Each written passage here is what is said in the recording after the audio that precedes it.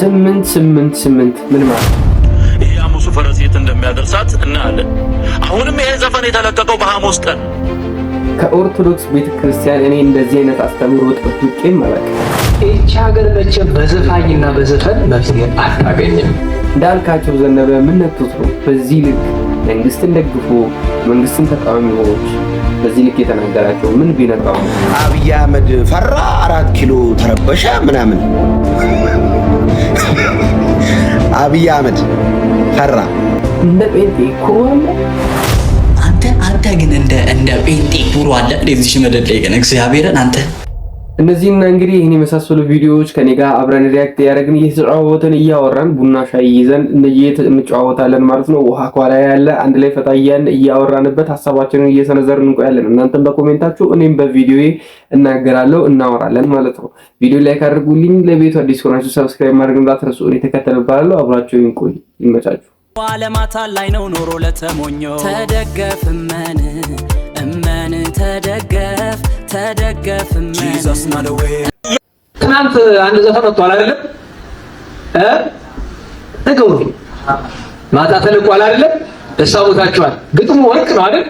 ወርቅ ብላቴናው ያወጣው ዘፈና ማን ነው ስሙ? እባክህ ተናገር። የማታውቃት መስል ማን ነው ስሙ? ምን ነው ዝም አላችሁ? ንገሩኝ እንጂ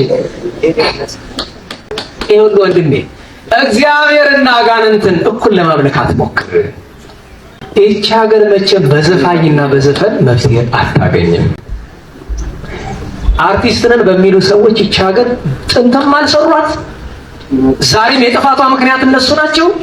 ወደፊት እንኳን የምናስባት ነገር እያበላሹብን ነው። በነገራችሁ ላይ ግድ የለሽ ትውልድ ለመፍጠር እዚህ ሲዘፍኑ ይላሉ፣ እዚህ ይዘምራሉ። እዚህ ሲጨማለቁ ራቁታቸውን ይላሉ፣ እዚህ ነጥላቸውን ተሸፋፍረው መድረክ ላይ ይወጣሉ። ይህችን ሀገር ይኸውልህ ወንድሜ፣ ደራሲ ትከተላለህ፣ ዘፋኝ ትከተላለህ። ማንኛውንም ዘፈን ከሰማ አንተ የሰይጣን ባሪያ ነህ። ደህና ዋላችሁ። የእግዚአብሔር ይገባችኋል። እውነት ለመናገር እውነቱ የእግዚአብሔር ሕግ ነው ወይስ አንተ አመለካከት ነው? ነገሩኝ። ግን እየተገዛ ያለ ለእግዚአብሔር ነው ለገዛ አመለካከት ነው? እሱ እኮ ነው የቸገረን ነገር። መጻሕፍት ዘፈን ኃጢአት ነው ወይስ ጽድቅ ነው የሚሉት? ሐዋርያት በዲስቅልያ ዘፈን ኃጢአት ነው ብለዋል። ግን የቴዲ አፍሮ ሲሆን አይደለም ብለዋል። ነገሩኝ። ምን አይነት የደንቆሮ ጥርቅም እንዳለ እኔ ሌላውን አይደለም ደንቆሮ ብለው አንተ ነው አንቺ ነው። እናንተ ይገርማችኋል። ነገረ ክርስቶስ ስናስተምር አምሽተን ልክ እንደጨረስ ነው ነገረ ክርስቶስ አብሮኝ ሲናገር የነበረ ሰው ወዲያው ከ10 ደቂቃ በኋላ የሰውየውን ዘፈን ለጥፎታል። አፈርኩኝ። ወዳጄ ነው እያልምነው። አዎ ትናንት ኦንላይን ስትከታተሉ የነበራችሁ የፈለገ ወዳጄ ይሁን እንዲህ አይነት ጫፍ ወጣ ነውረኝነት ከምንድን ነው ያመጣነው? ፖለቲከኞች እሺ ይሁኑ፣ አክቲቪስት ነን የሚሉ የፈለጉትን ያደርጉ። እንዴት አንድ ክርስቲያን ነኝ ለክርስቶስ ቆማለሁ ያለ ሰው ዘፈንንና መዝሙርን ኃጢአትንና ጽድቅን እንዴት እኩል ማካሄድ ይፈልጋል? ኧረ አንዴ አጨብጭብ።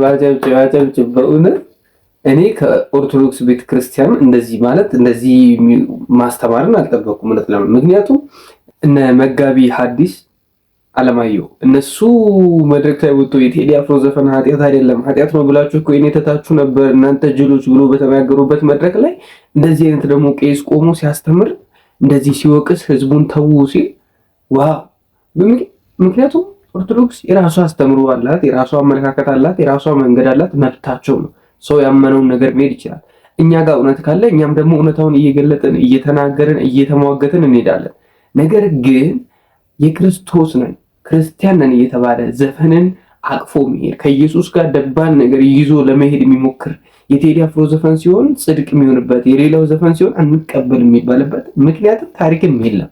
አንዴ ብድግ ብሎ ኦርቶዶክስ ነኝ ያሉ ብድግ ብሎ ይዘፍናሉ፣ ብድግ ብሎ ይዘምራሉ፣ ብድግ ብሎ በቃ አሁን ዘማሪ ነው ሲባሉ አሁን ደግሞ ይዘፍናሉ።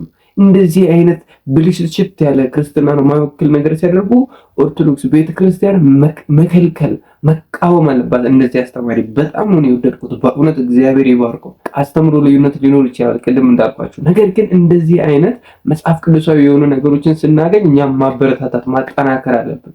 ኢየሱስ ኢየሱስ የሚለውን ብቻ ሳይሆን ይሄንን ነው ማሳደድ፣ ይሄንን ዘፈንን ወደ ቤተ ክርስቲያን ለማስገባት የሚተጋው ይሄንን ነው መቃወም ያለባቸው።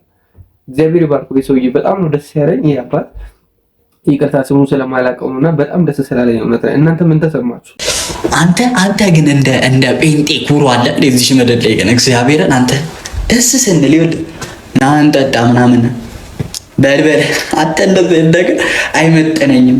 ቀጭንን ጨፈራ ምናምን ክለብ እንውጣ አንተ እኔ ተጠራውበት ሌላ አይመጠነኝም። በልበል ጅንን በቃ አልፈልግም። ኩርት ማለ እግዚአብሔር እንዴ በጣም ኩሩ ነው እውነት ለመናገር እግዚአብሔር ይመስገን። ይሄ ለመኮፈስ ወይም ደግሞ ለግብዝነት ሳይሆን እውነት ነው። በቃ እንደዚህ ነው የኛ የምንኖረው ነው። ሲጀምር ይታወቃል። እንዲሁ ሲጀምር እሱ እኮ ጴንጤ ነው እንዲያይደረግ ምን ላይ አይነት ሰዎች ነው ግዴታ ራሱ መናገር ራሱ የለብንምና ጅንን በቃ እነዚህ ነው ኩርት ማለት ነው። ኃጢአት ላይ ይመሰል ዘፋኝ መንግስት ሰማያትን አይገባም። ኢየሱስ ክርስቶስን ተቀበሉት፣ የህይወታችሁ ቤዛ አድርጉት። እሱ ነው ህይወት፣ እሱ ነው መንገድ፣ እሱ ነው ሁሉም ነገር ማድረግ የሚችለው።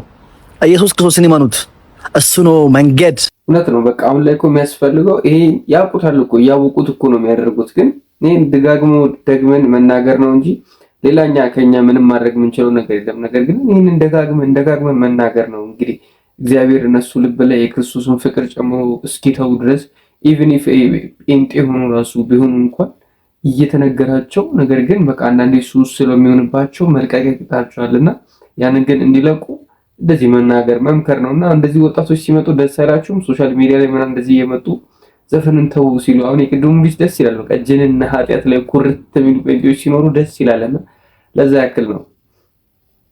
እስኪ ይህንን መንፈሳዊ ፋኖ አድምጠን እንመለስ። መንፈሳዊ ፋኖ ቴዲ አፍሮ ጀግና ነው፣ አንበሳ ነው። ገላመጥከኝ ብሎ የሚያስር መንግስት፣ በክፉ አይተኛል ብሎ ወይኔ ቤት የሚወረውር ይህ መንግስት በሙዚቃና በስንኝ መተህ በዚህ ደረጃ አገር ገለሃል፣ ህዝብ አዝኖብሃል ብሎ መልእክት ማስተላለፍ በጣም ከባድ ነው። ትዝ የሚላችሁ ከሆነ ከዚህ ቀደም ከ7 ዓመት በኋላ የወንጌል አማኙ ይጠፋል የሚል መልእክት አስተላልፎ ነበር። ግፋቢል ከ5 እና ከ7 ዓመት በኋላ የፕሮቴስታንት እምነት ያከትምለታል።